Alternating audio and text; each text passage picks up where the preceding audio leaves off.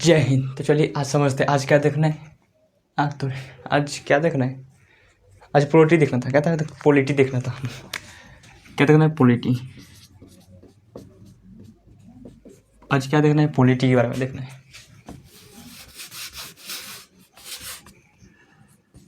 Polity क्या देखना है? पोलिटी के बारे में देखना है। तो पोलिटी में आपको क्या क्या बता दिया था। देखिए पोलिटी में जो था आपको बहुत सारी चीज़ों को बता दिए थे। आपको बताए थे क्या? देखिए आर्टिकल 79 में किसकी चर्चा था? संसद की चर्चा है आर्टिकल 79 में। आर्टिकल 80 में किसकी चर्चा है? आर्टिकल 80 में राज्यसभा की चर्चा है। आर्टिकल 81 में लोकसभा की चर्चा है। आर्टिकल 82 में कहा गया है कि प्रत्येक जनगणना पर सीटों में समायोजन करना। आर्टिकल 83 में कहा गया है संसद की अवधि क्या है। आर्टिकल 84 में कहा गया है सांसद संसद में जो व्यक्ति बैठते हैं उनकी योग्यता क्या क्या होनी चाहिए, ये सब आपको बता दिए थे। आर्टिकल 85 क्या था? आर्टिकल 85 आपको बताए थे सत्र आहूत और सत्रवसान। सत्रवसान और आहूत ये सब का वो बता दिए थे। सत्रवसान और आहूत कौन करते हैं? तो राष्ट्रपति करते हैं। और सत्रवसान भी जो होते हैं राष्ट्रपति करते हैं। और सत्र आपको पता था कि 3 के सत्र मतलब क्या होता है कि सत्र 3 प्रकार के होते हैं। कौन कौन? बजट सत्र, मानसून सत्र, शीतकालीन सत्र। तो ये आपको बता दिए थे। सबसे बड़ा सत्र जो होता है बजट सत्र होता है और सबसे छोटा सत्र होता है शीतकालीन सत्र। ये सब आपको बता दिए थे। अब इसके आगे देखना था। तो आर्टिकल क्या देखना है? आर्टिकल 86। आर्टिकल 86 कहते हैं आर्टिकल 86। आर्टिकल 86 में क्या है? राष्ट्रपति का अभिभाषण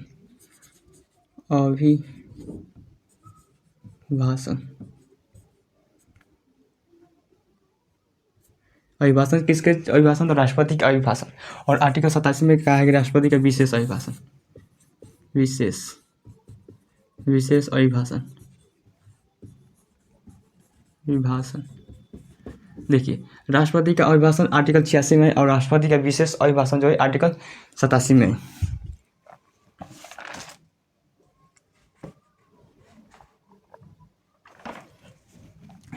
इसमें अंतर क्या है? देखिए राष्ट्रपति जो होते हैं वो क्या देते हैं? राष्ट्रपति जो होते हैं प्रत्येक साल अपना भाषण देते हैं। साल के पहले बजट में साल के जो पहली संसद की पहले की बैठक होती है उसमें राष्ट्रपति क्या करते हैं? अपना राष्ट्रपति जो है वो अपना भाषण देते हैं। उन्हीं को क्या कहता है? राष्ट्रपति का अभिभाषण। तो राष्ट्रपति अभिभाषण जो होते हैं और राष्ट्रपति का अभिभाषण तैयार कौन करता है? तो मंत्रिमंडल। कौन तैयार करता है? मंत्रिमंडल। तो राष्ट्रपति का जो राष्ट्रपति क्या अभिभाषण देंगे उस सबका तैयार कौन करता है? मंत्रिमंडल करता है। तो आर्टिकल 86 में राष्ट्रपति का अभिभाषण ये कब दिया जाता है? तो साल के पहले बैठक में, यानी साल की पहले बैठक कब होती है संसद की?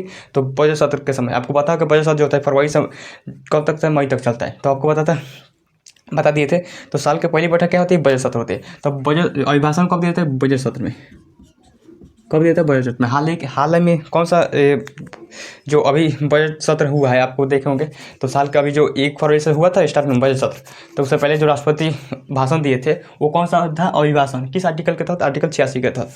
तो एक आपको देखे होंगे बहुत सारे यूट्यूबर सब अपलोड आप कर दिया जाता है ताकि सारे लोग को मालूम चले। उसमें राष्ट्रपति जब भाषण दिए जाते हैं तो एक प्रोटोकॉल होता है। आप देखते होंगे मसाल लेकर जाया जाता है ताकि मसाल एक प्रतीक होता है। बहुत सारी चीज़ों को आप देखते होंगे मसाल जलाकर शुरुआत की जाती है, तो वो सब प्रतीक होता है। और इसमें क्या करेंगे? राष्ट्रपति अभिभाषण देंगे।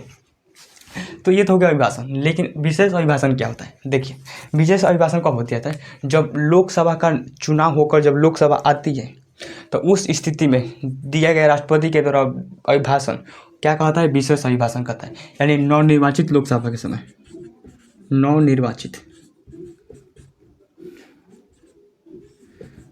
नवनिर्वाचित लोकसभा के सामने जब भाषण दिया जाता है राष्ट्रपति के द्वारा वो क्या होता है? और विशेष अभिभाषण होता है। जैसे आप जो लेटेस्ट अभी जो फिलहाल जो होता है लेटेस्ट नवनिर्वाचित अभिभाषण विशेष अभिभाषण कब हुआ था?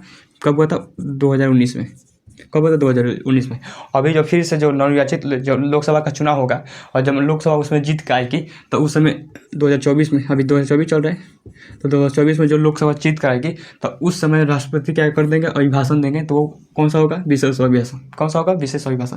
तो ये दोनों जो होता है मंत्रिमंडल तैयार करता है। वो चाहे वही अभिभाषण हो चाहे विशेष अभिभाषण हो, ये दोनों कौन तैयार करता है? मंत्रिमंडल तैयार करता है। अब देखिए इसमें आप सुनेंगे राष्ट्रपति का अभिभाषण सुनेंगे तो आपको अजीब लगेगा। इसमें राष्ट्रपति क्या कहते हैं, देखिए राष्ट्रपति कहेंगे देखिए मेरी सरकार जो है भाषण कैसे देंगे, कहेंगे कि देखिए अभी तो राष्ट्रपति द्रौपदी मुर्मू है, तो कहेंगे देखिए देखिए जनता, मेरी सरकार जो है वो बहुत सारे एम्स कॉलेज खोलने वाली है, या फिर मेरी सरकार बहुत सारे हॉस्पिटल या फिर अस्पतालों को खोलने वाली है, मेरी सरकार बहुत सारे ट्रेनों को और भी ज़्यादा चलाने वाली है, बहुत सारे मेट्रो ट्रेन जहाँ तहाँ क्या करने चलाने वाली है।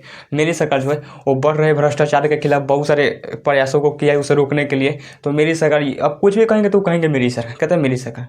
हाँ, जबकि मेरी सरकार मतलब कहने के लिए कह दिया था मेरी सरकार, लेकिन वो हालांकि वो उनका जो भाषण दे रहे हैं वो खुद मंत्रिमंडल ने तैयार किए हैं, और कहने के लिए तो राष्ट्रपति होते हैं, लेकिन सारे काम कौन करता है, प्रधानमंत्री। लेकिन वो प्रोटोकॉल होता है कि वो राष्ट्रपति के ही फेवर में रहता है कि मेरी सरकार कहेंगे। तो ये सब प्रोटोकॉल होता है, सब लोग ऐसे कहते हैं, जितने राष्ट्रपति बने हैं सब लोग यही कहते हैं। तो ये किसका आर्टिकल 86 में किसका था, राष्ट्रपति का भाषण, और जो आर्टिकल 27 में राष्ट्रपति का विशेष भाषण। अब आगे देखते हैं आर्टिकल 88। आर्टिकल 88 में किसकी चर्चा है, तो आर्टिकल 88 में जो है वो मंत्री और महान्यायवादी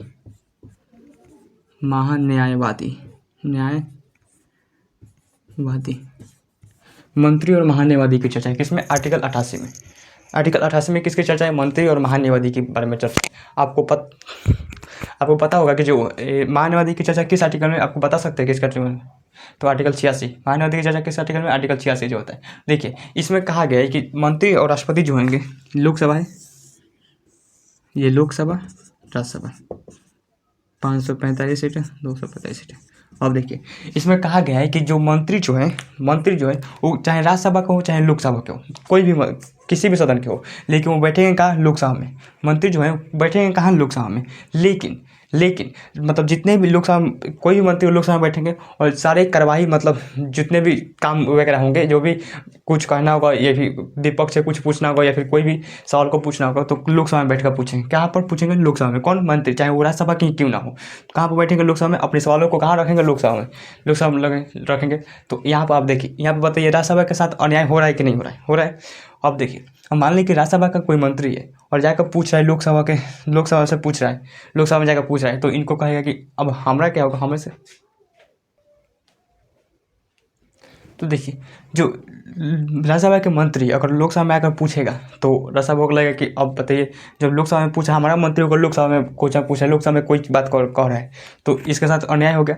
तो इसमें कहा गया है कि अगर मंत्री चाहे लोकसभा के राज्यसभा में बैठेंगे तो लोकसभा में अपने पक्ष, अपने बातों को रखेंगे। लेकिन अगर राज्यसभा कहें कि नहीं, मंत्री हमारे यहाँ भी आके क्या कहते हैं, स्पष्टीकरण दे कि क्या होने वाला है, क्या नहीं होने वाला है, तो मंत्री जो होंगे उठ कर जाएंगे किसमें, लोकसभा में उठ कर जाएंगे और लोकसभा में अपने बातों को रखेंगे। हाँ मैंने वहाँ पर ऐसे मतलब ये सब बातें कही हैं या फिर ये सब करने को कहा है, तो ये सब कहाँ करेंगे, लोकसभा में। सेम टू सेम इस महान्यायवादी के संग होता है। अटॉर्नी जनरल कहते हैं महान्यायवादी को।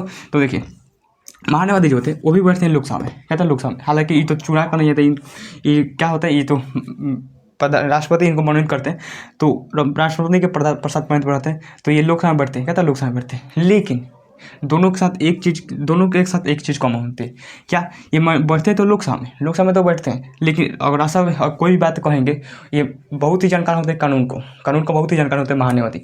तो कोई भी बात जो कानून को सरकार कानून में समझाने में मतलब असमर्थ रहती है, तो उस स्थिति में महान्यायवादी क्या करते हैं, स्पष्टीकरण देते हैं कि अब सब समझाते हैं। तो कहाँ पर समझाएंगे, लोकसभा में। लेकिन राज्यसभा कहेंगे नहीं, हमारा यहाँ भी आकर हमें स्पष्टीकरण दे कि क्या ये ठीक है नहीं ठीक है, तो ये महान्यायवादी उठ कर जाएंगे कहाँ पर, राज्यसभा में क्या करेंगे, वहाँ पर भी अपनी बातों को कहेंगे। तो ये हो गया। अब दूसरा चीज़, अब देखिए मंत्री चाहे महान्यायवादी दोनों बैठते हैं लोकसभा में, और चाहे राज्यसभा के मंत्री हो चाहे बैठे कहाँ पर, लोकसभा में बैठेगा। तो यहाँ पर देखिए, अगर यहाँ पर बातों को सब कुछ कहेगा, लेकिन जब वोट डालने का बात आएगी, मतलब वोटिंग करने के लिए बात आएगी, तो महान्यायवादी जो है वो महान्यायवादी को चूँकि कोई जनता चुना नहीं है, तो महान्यायवादी उठकर चले जाते हैं, बाहर चले जाते हैं। और दूसरा चीज़, मंत्री जो होते हैं लोकसभा में बैठे होते हैं, अगर राज्यसभा के मंत्री लोकसभा में बैठे हैं, तो चुनाव के समय मंत्री को अपने कह दिया अपने सदन में जाइए, कहता है अपने सदन में। वोट डालने का अधिकार ये राज्यसभा को लोकसभा में नहीं है। जैसे कोई चुनाव पारित हुआ, जैसे कोई क्या करे, अब कैसे समझेगा, कैसे कोई विधेयक आया, कानून बनाने का अधिकार है। तो आपको पता है कि कानून बनाने के लिए दोनों का बहुमत चाहिए, दोनों पारित करेंगे। तो मान लें कि मंत्री राज्यसभा का है और लोकसभा में बैठा है, तो यहाँ पर जब कोई कानून पारित किया जाएगा तो वो तो राज्यसभा जो है और इसमें बैठा है, तो उसको अधिकार क्यों दिया जाएगा? क्योंकि जो कानून इसमें पारित होगा वो भेजा जाएगा किसमें? राज्यसभा में। और चूंकि राज्यसभा का आप सदस्य हैं तो आप राज्यसभा में ही वोट डालिए, लोकसभा में आकर वोट क्यों डालेंगे? तो ये इसलिए इनको भेज देता अपने घर, मतलब अपने राज्यसभा में। तो ये क्या था? राष्ट्रपति का, मंत्री और महान्यायवादी की चर्चा था। अब आते आर्टिकल 89, तो इसको रहने दो, काम आएगा। ये तो आर्टिकल 89 देखते हैं, किसके बारे में देखते हैं? आर्टिकल 89। आर्टिकल 89 में किसकी चर्चा है? आर्टिकल सभापति और उपसभापति, उपसभापति,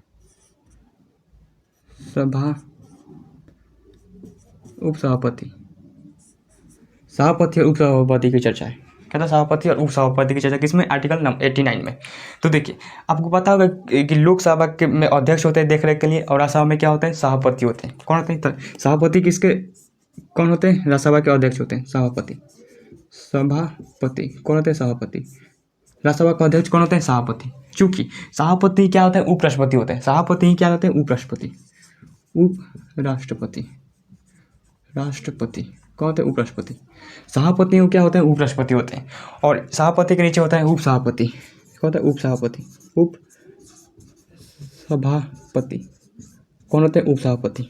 तो देखिए, जो राज्यसभा का सदस्य है, देखिए जो राज्यसभा का सदस्य है, तो उनको देख रेख के लिए किसकी जिम्मेदारी होती है? सभापति की। तो सभापति ही क्या होते हैं? उपराष्ट्रपति होते हैं। आपको बताए थे कि इनका वेतन जो होता है वो सभापति के नाते, मतलब उपराष्ट्रपति के वेतन नहीं। तो उपराष्ट्रपति जो होते हैं वो वही होते हैं, सभापति होते हैं। और इसके नीचे होता है उपसभापति। तो देखिए, जो राज्यसभा के 545 सीटें हैं, तो उनमें से किसी को भी सभापति नहीं बनाया जाता है। क्यों नहीं बनाता है? क्योंकि ये उपराष्ट्रपति होते हैं। क्या था? उपराष्ट्रपति होते हैं। अब बताइए, आपके मतलब आपके क्या करते हैं? स्कूल में किसी को, आपके स्कूल में पढ़े और उसमें से किसी को राष्ट्रपति बना दे, तो मतलब अजीब हो जाएगा। कहता अजीब हो जाएगा। तो बताइए, तो हमारे साथ कोई पढ़े और राष्ट्रपति बन गया तो अजीब लगेगा। कहता अजीब लगेगा। उसके लिए क्या कहता है कि इनको अलग से चुनाव किए थे। आपको बताए थे जैसे राष्ट्रपति का चुनाव होता है उसी तरह से इनका भी चुनाव होता है।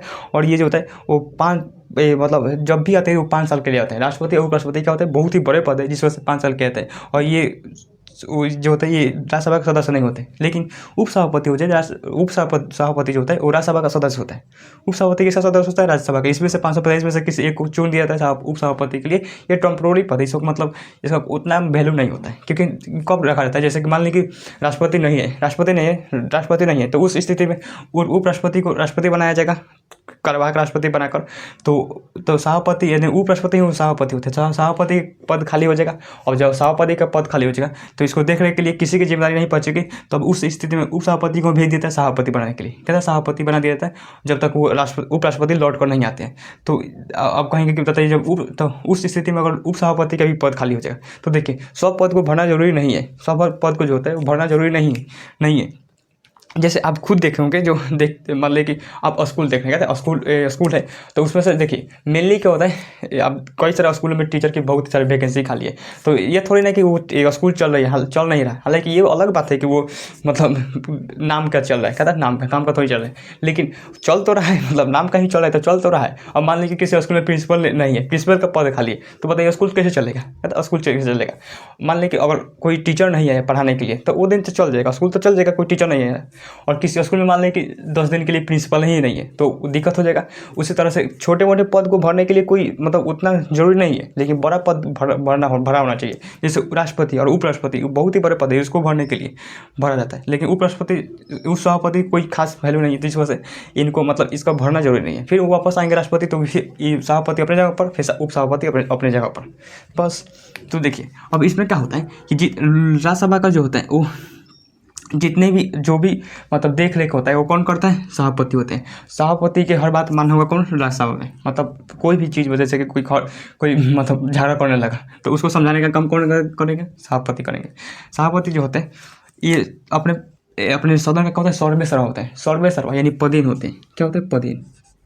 किसके पदेन होते हैं? लोकसभा के। लोकसभा के होते हैं पहले, सॉरी, राज्यसभा के क्या होते हैं, पदेन होते हैं। सर्वे सर्वा होता है, यानी उन कोई भी काम जो उनको मतलब उनको बताया करना होगा, कोई भी काम करना होगा तो ये होगा पदेन होते हैं। ये क्या करते हैं, जैसे कि सभापति पदेन होते हैं किसे, राज्यसभा के। तो जितने राज्यसभा में जो भी काम होगा वो सबको किसको बताना होगा, सभापति को। किसको बताना होगा, सभापति को। तो ये सभापति जो होते हैं अपने क्या होते हैं, पदेन होते हैं। अब देखिए, अब ये क्या करते हैं, ये अमूमन जो होते हैं वो सभापति वोट नहीं डालते हैं, वोट नहीं डालते हैं। जैसे कैसे, मान लीजिए कोई क्या आया, जैसे कोई कानून पारित करने के लिए आया या फिर कोई विधेयक आया, तो ये 545 क्या कर देंगे, उस सभापति वोट डालेंगे, उस सभापति वोट डालेंगे और 545 भी वोट डालेंगे। लेकिन अब मान लें कि कोई ऐसा आ गया कि दोनों वोट क्या हो गया, बराबर हो गया, दोनों वोट क्या हो गया, बराबर हो गया। जैसे मान लीजिए यहाँ पर पारित हुआ, यहाँ पर कोई विधेयक पारित हुआ, इसमें गया तो इसमें आधा लोग कह रहे हैं कि पारित होगा, आधा लोग कह रहे हैं कि पारित नहीं होगा, तो वोट बराबर हो गया। जैसे 50% कह रहे हैं कि ये विधेयक पारित होना चाहिए और 50% कह रहे हैं कि ये विधेयक पारित नहीं होना चाहिए। तो इसमें इस स्थिति में क्या हो गया कि वो जो दोनों वोट है बराबर हो गया। अब क्या करेंगे, तो इस स्थिति में सभापति क्या होते हैं, अपने वोट का प्रयोग करते हैं। इस स्थिति में सभापति अपने वोट का प्रयोग करते हैं, जिसे निर्णायक मत कहते हैं। क्यों निर्णायक मत कहते हैं, क्योंकि जब एक वोट डालेंगे, अगर किधर भी